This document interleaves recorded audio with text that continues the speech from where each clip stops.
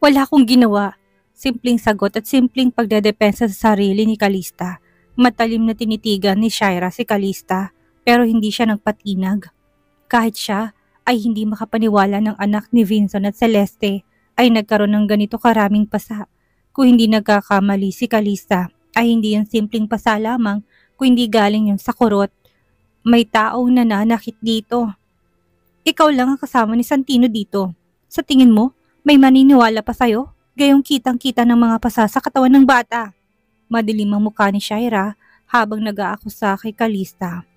Kahit kami lang ang magkasama dito, hindi mo pa rin ako pwedeng akusahan na may ginawa ko kay Santino hanggat wala kang ebidensya. Ebidensya? Kailangan pa ba ng ebidensya kung kitang-kita ng ginawa mo sa bata? Niyakap ni Celeste ang bata at pilit itong pinapatahan sa pag-iyak. Calista, paano mo nagawa to kay Santino? Ipinahabilin ko lang siya sa'yo ng sandaling oras kahit hindi mo siya gusto. Kahit nagsaselos ka dahil may anak kami ni Vincent. Paano mo naman nagawa ito sa bata? Pinagkatiwalaan kita, Calista. Napaismit si Calista sa pagdadrama ni Celeste. Tiwala? What a joke. Sa pagkakataong ito'y bumalik na sa opisina si Frederick. Mukhang kagigising lang nito. Marahil ay sa ingay nila habang nagtatalo. Anong nangyayari dito? Malamig na tanong ito. Kuya! Tumayo si Celeste at bitbit si Santino ay mahigpit nitong niyakap si Frederick.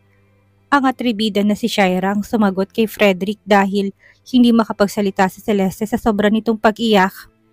Kuya Frederick, alam mo ba kung ano ginawa ng babaeng yan? Sinaktan niya si Santino. Sandali lang kaming nawala ni Celeste at pinahabilin namin si Santino sa kanya. Pero pagbalik namin, puno na siya ng pasa. Kaagad na dumilim ang mukha ni Frederick sa narinig at naniningkit ang mga matang tumingin kay Calista. Wala ka ba talagang puso, Calista? Pati ba naman bata papatulan mo? Hindi na magtataka si Calista kung salita pa lang ni Shaira ay paniniwalaan na ni Frederick. Pero kahit na nagkampihan pa ang tatlo ay kalmado pa rin niyang ipinaliwanag ang side niya. Hindi pwedeng basta-basta na lang niyang tatanggapin ang akusasyon ng dalawang babae kahit hindi niya naman ginawa. Mr. Harrington, kung hindi niyo mamasamay na hayaan niyo ako magpaliwanag kung anong nangyari. Miss Harrington and Miss Shaira went downstairs to do shopping and left Santino with me. Hinayaan ko matulog sa sofa ang bata habang tinatapos kong trabaho na pinapagawa ninyo. Kahit nung una ay tumanggi ako na bantayan si Santi, ay wala akong nagawa dahil iniwan nila sa akin ang bata na inaantok sa stroller. I only touched the child one time when I moved him from the stroller to the sofa. Kung ano man saan man niya nakuhang pasa sa katawan niya ay hindi ko na alam. Nang marinig ang paliwanag ni Calista ay lalo lamang lumakas ang pag-iyak ni Celeste. Kuya, kasalanan ko to. Kung hindi ko sana inahabilin sa ibang anak ko, ay walang nangyaring masama sa kanya. Sumamad si Shaira na mas ipinakitang galit kay Calista. Kuya Frederick, wag mo paniwalaan ang sinasabi ng babaeng yan. Lagi na lang gumagawa ng excuses. Kahit nabisto na siya, naman ang may kasalanan. Child abuse ang ginawa niya. Dapat siyang makulong. Nairolyo ni Calista ang mga mata dahil sa sinabi ni Shaira. Eto na naman tayo sa isip-isip niya. Calista, paano mo mapapatunayan na totoo ang sinasabi mo? Paano mo mapapatunayan na hindi mo sinaktan ng bata?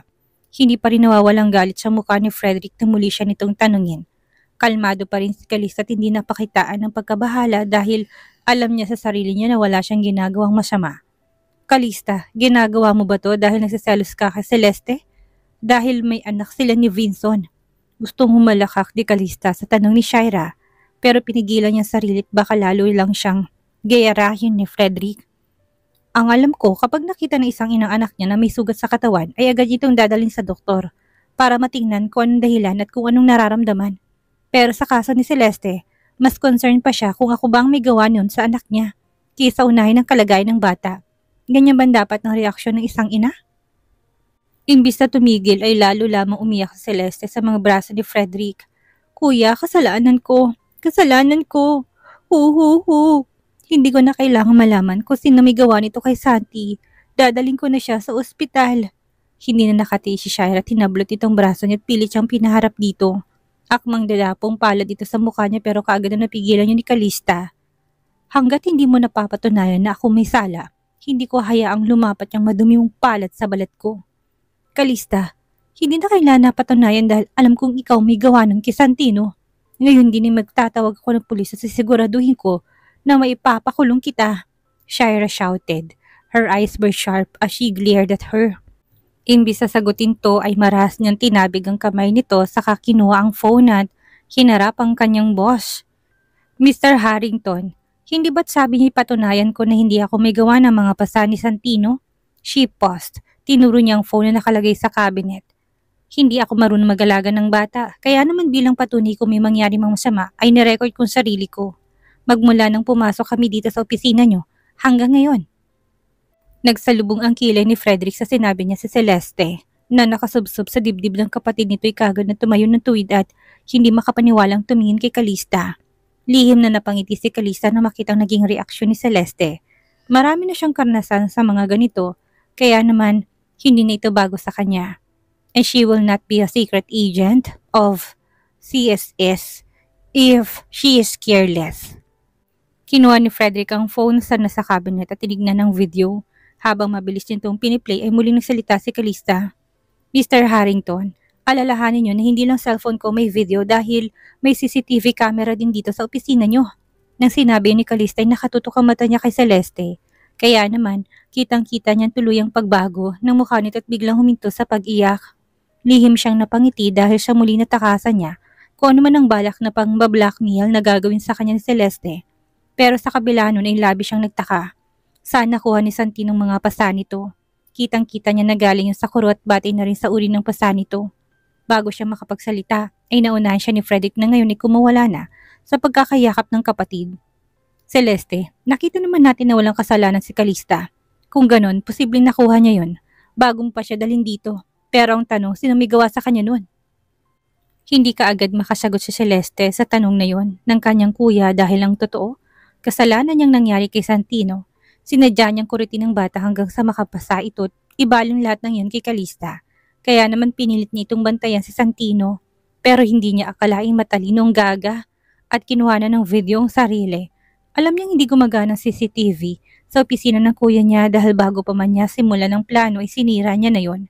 Kaya sinama niya rin si Shaira upang maging witness pero lahat ng yun ay sinira ni Calista. Lihim na nagngingit-ngit ang kalooban niya. Pero sa harap ng kanyang kuya, hindi niya yun pinakita. Kuya, mariin siyang umiling. Hindi ko alam. Wala akong alam. Hindi kayang yayang may kagagawa nito sa kanya. Paano pala kung sinasaktan niyang anak ko? Hindi pa rin nawawalang galit sa mukha ni Frederick. Pero sa pagkakatong ito, hindi na yun patungkol kay Calista. Kung hindi sa mga kasambahay at yaya nila sa bahay. Paiimbestigan ko lahat ng kasama natin sa bahay. Kung sino may gawa nito kay Santino, hindi maaring makawala sila sa ginawa nilang pang-aabuso sa anak mo. Nang makitang kapatid na tatawag sa phone nito, ay kaagad na nagpanik si Celeste. Paano kung malaman ng kanyang kuya na wala namang ginawang mga kasambahay at siyang nananakit sa anak niya? Mabilis niyang pinahid ang luhat ibinigay ang anak kay Shaira. Kanina pa ito tumigil sa pag-iyak na makitang kanyang kuya. Calista, yumuko siya sa harapan ni Calista upang humingi ng tawad. Alam kong kaagad kitang napagbintangan kaya humihingi ako ng pasensya sa iyo. Malalim nang umiti si Calista pero hindi yun sincero. Hindi na mahalaga yon. Celeste, remember, hindi itong unang beses na pinagbintangan mo ko. Lalo pang lumalim ang pagkakangiti ni Calista na makitang pagputla ng labi ni Celeste at hindi makasagot sa sinabi niya. And as usual, her best friend Shaira rescued her again. Nangingit-ngit ang loob na humarap ito sa kanya, kahit pa bitbit ang bata. Calista, wala ka ba talagang konsensya? Hindi ba tumingin na nga ng tawad sa iyong kaibigan ko? Inirapan lang ito ni Calista at mas binigyan ng pansin si Celeste. Kung talagang nag-aalala ka sa anak mo, hindi ba dapat idalahin mo na siya sa ospital? Paano pala kung ang pasa niya ay dahil may sakit siya sa pagkakaalam ni Calista? Ang taong basta-basta na lang nagkakapasya ng walang dahilan ay baka may sakit ito sa dugo kaya habang mas maaga pa ay agad nang maagapan. Yun ay kung hindi siya nagkakamali ng hinala ng pasay ay galing sa pangungurot. Miss Sargente, samahan mo kapatid ko sa ospital. Naghihintay na si Noriel sa ibabat siya na maghahanda sa inyo. Tumango si Calista kahit pa ayaw niya. Ito ang unang araw niya sa trabaho pero ang dami na kaagad nangyari. Hindi naman niya kailangan bitawan ng trabaho dahil ang goal niya ay mapalapit kay Frederick at makakuha ng impormasyon tungkol sa kanilang ina. Kagad silang tumungo sa pinakamalapit na children's clinic dahil isang pribadong klinika ay hindi na nila kailangang pumila ng matagal. Kasama nila si Shaira sa loob pero nang tinawag ng pangalan ni Santino ay tanging si Celeste lang ang pumasok sa loob at hindi sila nito hinayaang makasunod. Kahit nga anong pagpupumilit ni Shaira hindi ito pinapasok ni Celeste. Dahil doon ay lumakas ang hinala ni Calista, hindi basta-bastang dahilan kung bakit nagkaroon ng pasta si Santino. Makaraan ng ilang sandali ay lumabas si Celeste pero hindi nito kasama ang bata. Tumaas ang sulok ng labi nito nang makita siya. Calista, hindi ko akalain ng planong maingat kong isinasagawa ay magiging laro lang para sa'yo ha. You busted me out there. Mahina tong napatawa. Hindi makapaniwala si Calista sa narinig. How can a mother be so vicious? Ginamit nitong anak at sinaktan ng pisikal para lang makaganti sa kanya. Celeste, how can you be so cruel? Hindi ka ba natatakot na malaman to ng ama ng bata? Malapad nang ngumiti si Celeste. Huwag kang mag-alala dahil hindi niya malalaman. Lihim na naikuyom ni Calista ang kamao. How is your son? Simpleng tanong ni Calista. Bagamat nag-aalala siya para sa bata, hindi niya ipinakita sa muka. Hindi mo na kailangan mag-alala dahil wala naman siyang sakit. It's just an allergy. You can stop pretending that you care for him. Calista's brow furrowed from Celeste's indifferent expression. Isa ba talaga itong ina? Bakit hindi man niya lang ito nakitaan ng pag-aalala? Pero hindi. Sandali, hindi dapat yun ang main concern niya. Totoo bang allergy ang resulta ng pagkakapasa ng bata? Paano kung binayaran ni Celeste ang doktor para ibahin ang resulta? Celeste can even manipulate people to do crimes for her and hide her true nature. Paano pa kayang bayaran ng isang doktor para makuha ang gusto nitong resulta? Pero alam ni Calista, hindi siya dapat mangialam dahil hindi niya anak ang involved, kaya hindi siya sumagot. Calista, makakaalis ka na. Kailangan ni Santi na manatili dito habang hinihintay niya ang resulta ng blood test pero papunta na dito si Vincent. Hindi ba't ayaw mo siyang makita? You can go back to my brother's office then. Nang muling marinig ang pangalan ni Vincent na hindi kaagad nakasagot si Calista. Sa isipin makikita niya itong muli ay sumikdong malakas ang dibdib niya pero hindi niya yon pinalata kay Celeste. Hindi ako aalis dito hanggat hindi ko nasisiguro na maayos ang lagay niyo ni Santi. Yun ang bilin sa akin ng kapatid mo. Alam ni Celeste na sa loob ng ilang linggo pagkawala ni Calista sa buhay ni Vincent ay hindi ito tumigil sa paghahanap sa asawa nito. Kaya sigurado siya na kapag malaman nitong nasa klinika si Calista, hindi nito palalampasin ang pagkakataon na kausapin si Calista. At kapag nangyari yon ay iiwanan na naman siya ni Vincent. Calista, Vincent is coming over soon. Kung ayaw mong umalis, pumasok ka sa banyo at magtago. Utos niya kay Calista. Nang hindi to kaagad kumilos, ipinandilatan niya ito ng mata. Kasabay nun ay ang pagbukas ng private room kung saan naka-admit si Santino. Dahil pribadong klinik ang pinuntahan nila, ay maliit lang ang private room ng pasyente pero nagpapasalamat si Celeste dahil meron doong banyo. Kaya naman, bago pa bumukas ang pinto para pumasok si Vincent, ay nakatago na sa banyo si Calista. How is Santino? Biglang nanubig ang mata ni Celeste sa tanong ni Vincent. Kagad niya pinakita dito kung paano siya nag-alala para sa anak niya. Vincent, pasensya na kung agarang kitang pinapunta dito. Natakot lang ako dahil siya nangyari kay Santi. Mabuti na lang at ang sabi ng doktor ay allergy lang daw iyon. Hindi ba kita naabala sa trabaho mo? Umiling si Vincent. No, humakbang si Vincent upang lapitan ng bata sa kama pero hindi niya kaagad yun hinawakan. Nang makitang pag-alinlangan niya ay akmang iiyak si Santino dahil naghintay ito na yakapin niya. Wait, Santi. I'll need to wash my hands. Tumalikod siya tumakbang patungo sa nakasarang pinto ng sa hinuha niya ay banyo. Samantala, ang nakikinig sa loob ng banyo na si Calista ay halos tumalo ng puso sa sobrang kaba. Hindi pa itong panahon para magkita sila ni Vincent. Nasa harap na ng pinto ng banyo si Vincent at nakahawak ng kamay niya sa seradura. Nang biglang magsalita si Shaira. Vincent, sandali lang. May tao yata sa loob ng banyo. Kung hindi ako nagkakamali, nasa loob si Frederick.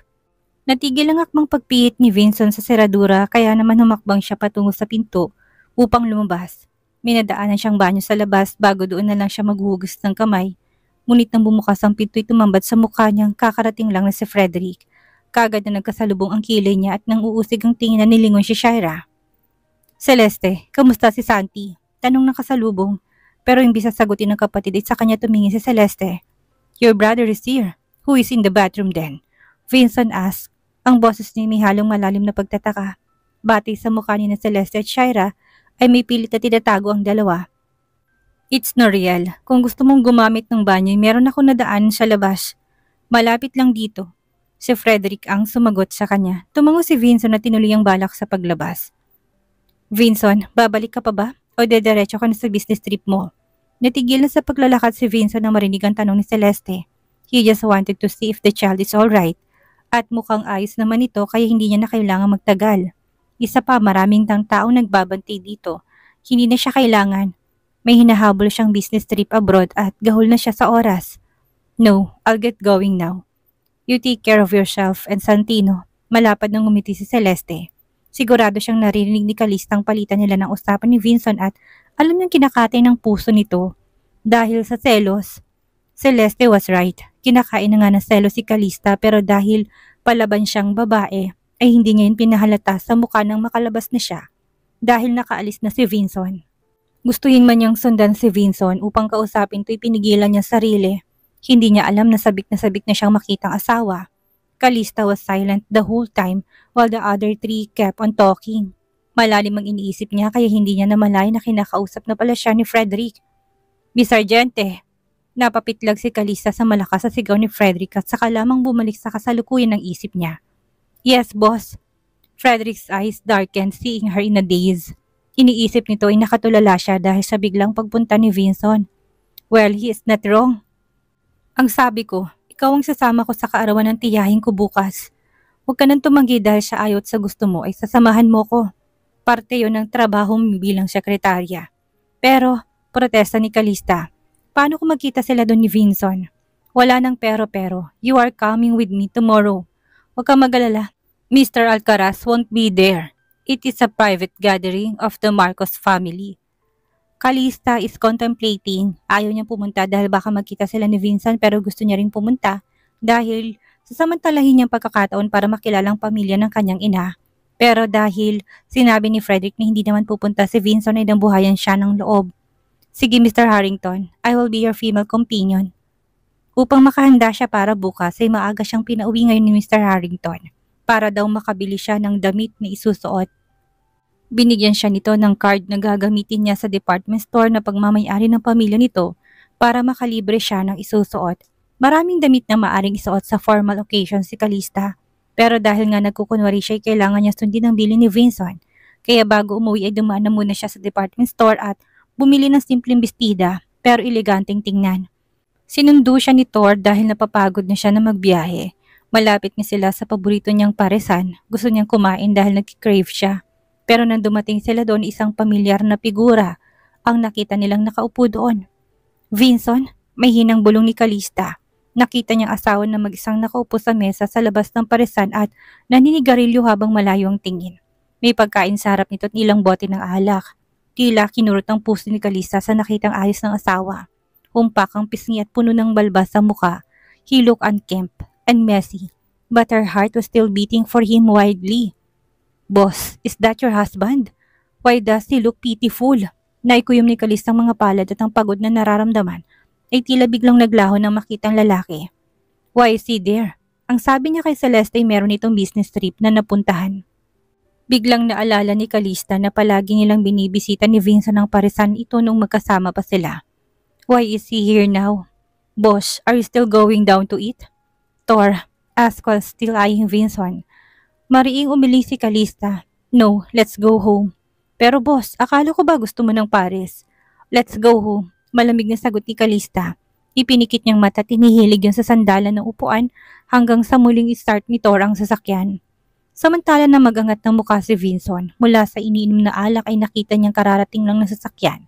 Pero sandali lang itong huminto bago umalis din sa parking na nasa harap ng paresan. Nang umikot ang kotse nakita niya sa bintana ang nakapikit na babaeng sakay noon at nanlalaki ang mga mata niya nang makitang kamukha yun ng lumayo niyang asawa. Gusto niyang sundan pero pinigilan niya sarili. Ilang beses na ba niyang ginawa yun? Ang sumunod sa babaeng nakita sa pag-aakalang yun ang asawa niya.